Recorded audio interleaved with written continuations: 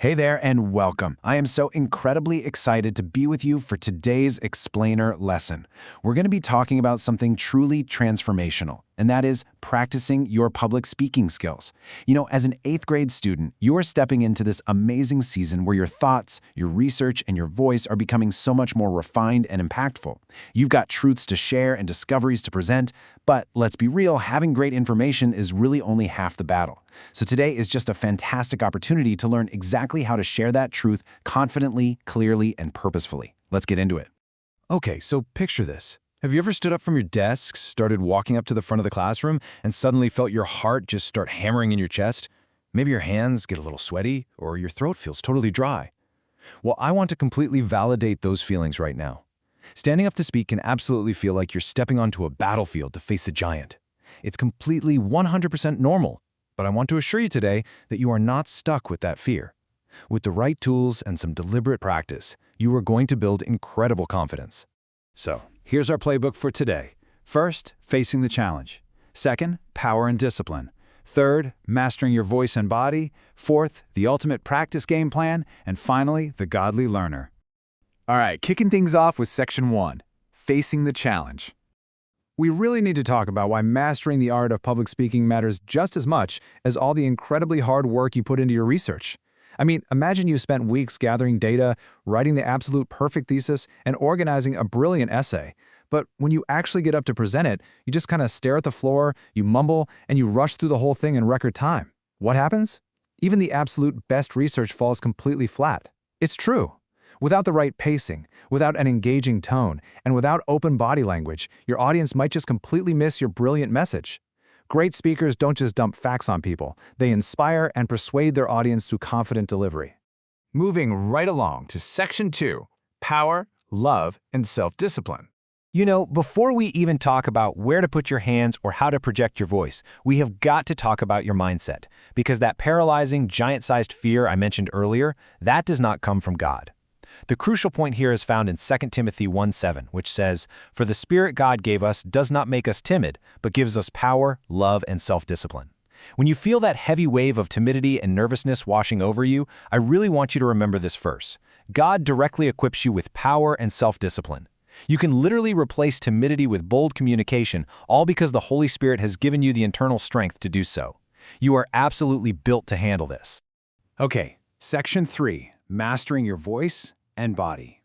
So now that we know we have the spiritual power and the self-discipline to actually succeed, let's dive into the physical skills. We're talking about the techniques you need to control your voice and your body while you're presenting. There are really two very different paths you can take when you stand up to speak. On one side, you have the nervous presenter. They're rushing just to get it over with, mumbling into their notes, constantly staring at their shoes, and honestly, the audience just feels disconnected and confused. But on the flip side, we have the confident presenter. They are utilizing strategic pausing and clear volume. This is a well-paced delivery that actually connects with people. The audience feels respected, and more importantly, they feel engaged.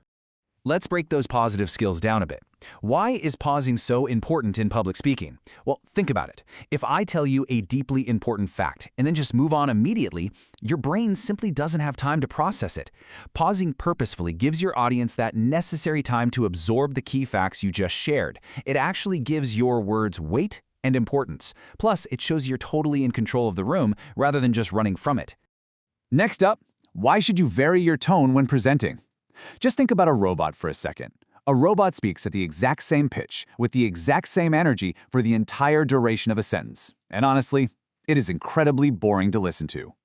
Changing your voice's pitch and energy keeps the audience interested. It gives you the chance to show genuine excitement when something is amazing and real seriousness when something is deeply important. So let's talk about how this all builds into our body language, specifically our eyes. What does good eye contact actually communicate to your audience? Well, looking directly at different parts of your audience, sweeping the room and making brief, meaningful connections with individuals, that shows incredible confidence. But even more than that, it builds deep trust. It essentially tells the audience, hey, I see you, and I actually care that you are understanding what I'm saying. Now, what about your hands? The rule here is super simple. Use your hands naturally, but definitely avoid distracting movements. When we get nervous, we tend to fidget, right? We play with our sleeves, maybe click a pen 100 times, or shift our weight back and forth from foot to foot. And those nervous habits pull the audience's focus completely away from your hard work. So instead, try to use natural gestures to emphasize important points. Let your hands help tell the story, and when they aren't helping, just let them rest comfortably right by your side. Which brings us to Section 4, the ultimate practice game plan. Look, you can't just read your paper silently at your desk and hope for the best on presentation day. We are definitely not relying on luck here. We need actionable steps to prep before game day. So here is your 3-step practice routine. Step 1, read your script aloud several times. I promise you, things sound way different out loud than they do in your head. Step 2, record yourself. And yeah, I know, nobody likes listening to their own voice on video, but doing this reveals exactly where you need to slow down, where you need to speak up, or if you have some distracting nervous habit you didn't even notice. And step 3, watch that recording and intentionally improve the weak spots. But hey, even with the best practice in the world, you might still feel a little flutter of nerves right before you speak. So here are your day of tips. First, take deep breaths. Deep breathing physically calms your nervous system down and it helps steady your voice. Second, intentionally speak slower than you think you need to. When adrenaline hits, our internal clock just speeds up. So what feels agonizingly slow to you is actually going to sound like a perfectly normal, confident pace to your audience. Finally, Section 5, the Godly Learner Philosophy. As you practice these skills, I want to take just a moment to explain why HeroesMart Academy intertwines these academic communication skills directly with biblical morality. Like, why do we care so deeply about how you present your research from a spiritual perspective? Well, it's because education without morality can actually hurt. Becoming a highly capable, articulate, and persuasive public speaker shouldn't just be about looking smart or getting an A on a project. Think about it. If you have great communication skills but poor character, you could use those skills to deceive or harm others. Instead, your growing knowledge and intelligence should help you make wise, God-honoring choices.